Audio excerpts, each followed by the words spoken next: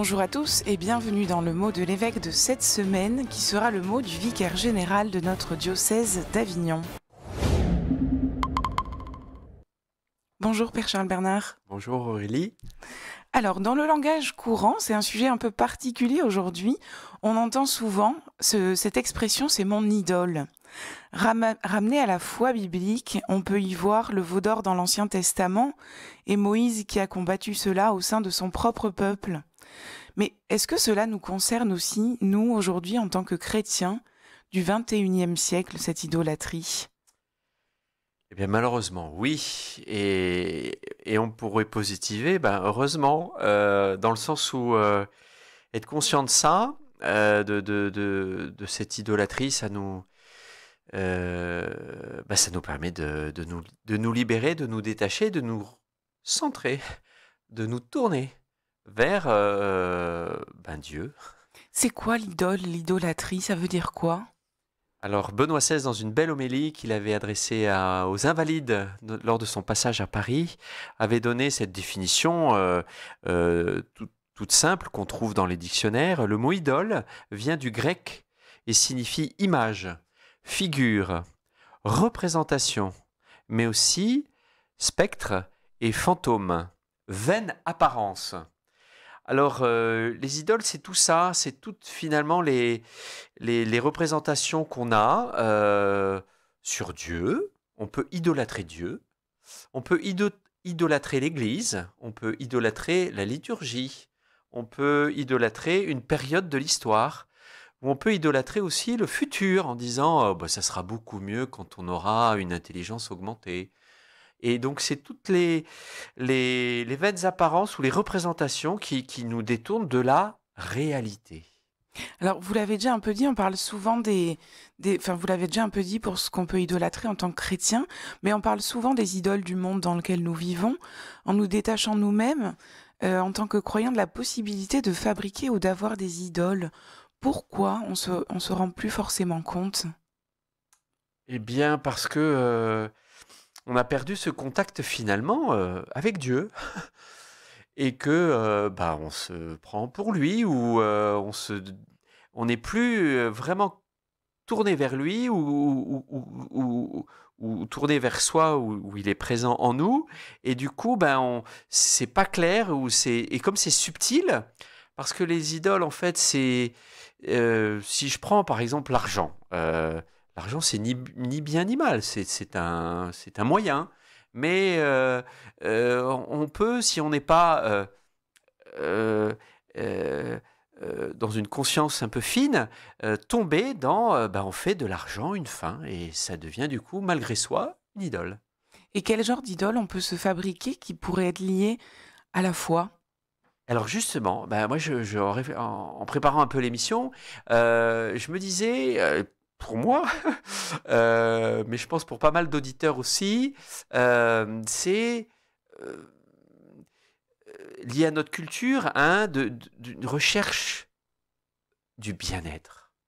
Et ça devient une fin en soi, le bien-être. Et je ne suis pas certain que Jésus soit venu pour réaliser notre bien-être.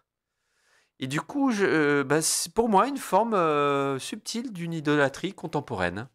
Le bien-être, ça peut être quoi ? Ça veut dire, ça peut vouloir dire, je me sens bien à cette messe-là, donc j'idolâtre un peu concrètement. C'est un sentiment, on fait une fin en soi, d'une émotion, d'un sentiment, de quelque chose alors de fin, mais qui est à rechercher en soi. Et ce qui est à rechercher, c'est Dieu. C'est pas l'État. C'est celui qui est la fin de tout. C'est ce qui nous rend libres aussi, d'une certaine manière, ce que vous êtes en train d'exprimer. Alors bien sûr, parce que Dieu nous veut libres, et on y reviendra peut-être dans un instant sur les commandements.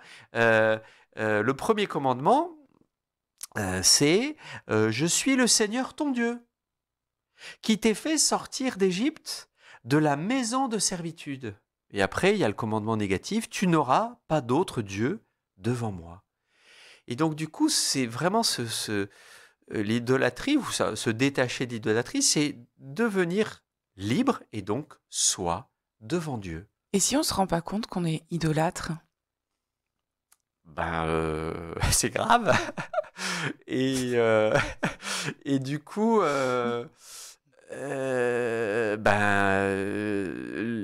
alors oui que si on se rend pas compte, ben c'est oui, c'est on est esclave, on est perdu. Enfin, on a l'impression que ça va bien, mais on sait qu'au fond de soi, ça va pas bien. Et on cherche. Et on cherche les moyens de sortir de ce mal-être, d'où euh, un excès de vouloir être bien. Et c'est en ça que c'est un va-et-vient. Saint Ignace parlerait de la consolation et de la désolation, mais ben, c'est un va-et-vient, mais en vue d'être avec Dieu, qui est la source, l'origine et la fin de tout. Est-ce qu'on a des moyens de prendre conscience de nos idoles?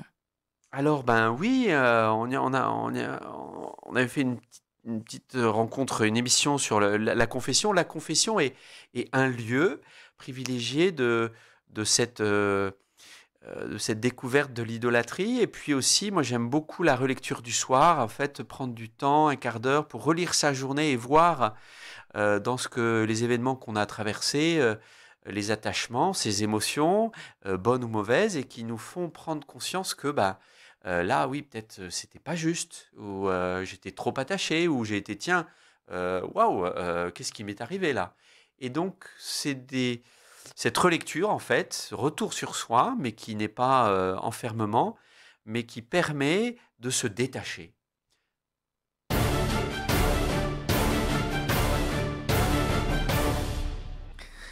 On parle aujourd'hui donc de l'idolâtrie. On revient un petit peu sur ce terme qu'on n'utilise pas beaucoup finalement. On expliquait un petit peu, vous avez très bien expliqué ce que c'était en le définissant. On est tous sujets à l'idolâtrie, c'est notre humanité qui est déstructurée par le péché originel en vous écoutant, c'est ce qu'on Oui. perçoit. Ça pique un peu quand même quand on s'est rendu compte qu'on servait une idole plutôt que notre foi profonde et donc Dieu. Ça fait Oui, mal. ben oui, ça pique, ça fait mal. Alors en même temps, ça montre qu'on est humain. Donc c'est bien quand ça pique, parce que ça nous réveille aussi, ça nous stimule. Tu dis, tiens, ah zut, ben ou alors, et ça nous déçoit aussi. Ah ben j'en suis encore là. Ben oui, et alors, c'est pas un problème. Enfin, vas-y, avance. Enfin, ne te décourage pas, parce que le découragement encore, c'est de l'orgueil. Donc, ben, c'est bien quand ça pique, parce que ça montre qu'on est vivant, ça montre qu'on réagit, ça montre qu'on est lucide. Et donc, grâce à ces pics, c'est ce qui nous fait avancer. Donc, pour moi, c'est pas négatif, c'est des prises de conscience positives qui nous permettent encore une fois de nous détacher. Dans l'Ancien Testament, au livre du Deutéronome, il est écrit « Écoute Israël », c'est un passage magnifique, « Écoute Israël, le Seigneur notre Dieu est le Seigneur un. » Ben, ça rejoint ce qu'on disait à l'instant, quand ça pique, ça veut dire qu'on est attentif, on écoute, on écoute. Et d'ailleurs, quand on écoute, c'est toujours Dieu qui nous parle. Quand ça pique, c'est Dieu qui, dans notre conscience, à l'intimité, dans le sanctuaire de notre âme, qui nous dit « Oh, attention là !» Donc, on écoute. Écoute Israël, le Seigneur notre Dieu est le Seigneur un.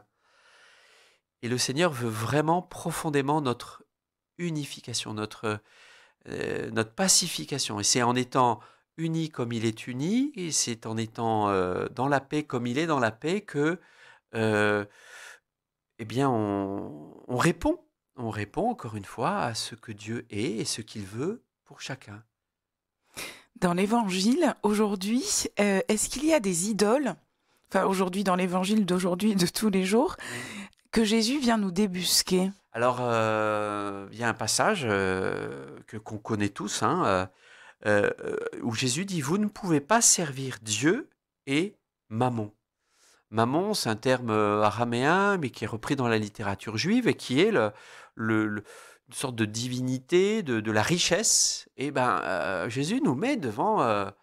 Il cite pas beaucoup d'idoles, mais celle-là, il la nomme et on sent très bien qu'on peut être avide d'une cupidité et l'argent, comme l'argent est d'une certaine manière immatériel, Jésus le met on peut pas servir Dieu ou C'est l'un ou l'autre, quoi. Là. Et donc, du coup, il y a une mise en garde. Vous ne pouvez pas servir, c'est l'un ou l'autre, quoi.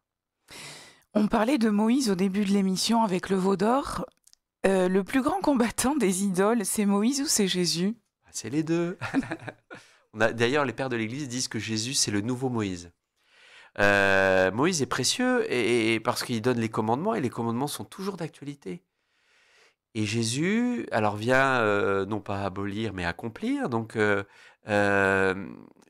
Jésus est aussi, notamment par le récit des béatitudes, euh, celui qui nous révèle dans la plénitude le chemin de la libération.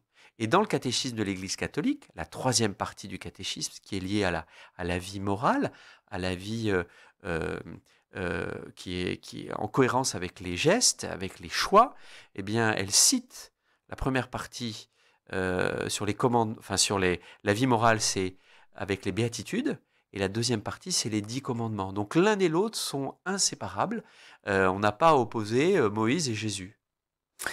L'objectif de nous détacher de nos idoles, finalement, c'est quoi? Vous l'avez un petit peu évoqué, c'est la liberté. La vie spirituelle, c'est un anti-objectif, mais c'est un combat, du coup. Ben oui, parce qu'il y en a un, alors on ne nomme pas trop, mais c'est le diviseur, c'est celui qui veut nous séparer, qui veut nous laisser dans la confusion, dans la dispersion. Donc on l'appelle le Satan. Et lui, il veut pas qu'on se rapproche de Dieu. Donc dès qu'il peut se présenter sous une forme ou sous une autre, ben, et il a accompli entre guillemets sa mission. Et de fait, puisqu'on vient de Dieu, qu'on va à Dieu, qu'on est fait pour lui, ben, le- on a dit à des obstacles. Jésus a été tenté. Donc c'est normal qu'on soit tenté. Donc c'est normal d'avoir des idoles, de se créer des idoles ou d'être prisonnier d'idoles parce que euh, on est dans ce chemin, comme je disais, d'unification.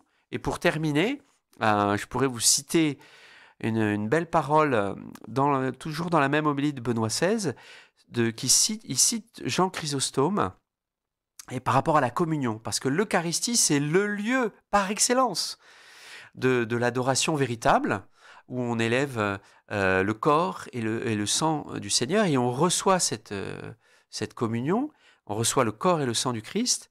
Et voilà ce qu'il dit, et ça peut être un mot de conclusion dans une homélie, donc citée par Benoît XVI, qu'on peut retrouver dans l'homélie dont je faisais allusion tout à l'heure. Passons en revue les ineffables bienfaits de Dieu et tous les biens dont il nous fait jouir lorsque nous lui offrons cette coupe, lorsque nous communions, lui rendant grâce d'avoir délivré le genre humain de l'erreur, d'avoir rapproché de lui ceux qui en étaient éloignés, d'avoir fait des désespérés et des athées de ce monde un peuple de frères, de cohéritiers du Fils de Dieu. Et enfin, poursuit-il, ce qui est dans la coupe, c'est précisément ce qui a coulé de son côté, et c'est à cela que nous participons. Il n'y a pas seulement participation et partage, et il y a union, dit saint Jean Chrysostome. Eh bien oui, le plus grand acte d'anti-idolâtrie, c'est la messe. Le plus grand acte de libération, le plus grand acte d'unification, de divinisation de ce que nous sommes, c'est dans l'Eucharistie. Alors, allons à la messe, et c'est un bon critère en disant, tiens, si je ne vais pas à la messe, ça veut dire peut-être que j'ai encore pas mal d'idoles. Donc ça veut dire, en écoutant ce que vous venez de lire, en citant saint Jean Chrysostome, ça veut dire que quand on part de la messe, on part avec le Christ en soi de manière quand même unique. Oui, et on ne se rend pas compte du trésor. Donc du coup, mais qu'est-ce que nous recevons? D'où le temps de silence après la communion, d'où des paroles édifiantes à la sortie de la messe, d'où cette paix et du coup ce sentiment de bien-être qui nous habite, mais qui est plus que du bien-être. C'est la vie de Dieu en nous. Merci beaucoup, Père. Merci à vous, Aurélie. Merci à tous de nous avoir suivis. Vous pouvez retrouver cette émission sur le site rcf.fr et sur la web télé du diocèse d'Avignon.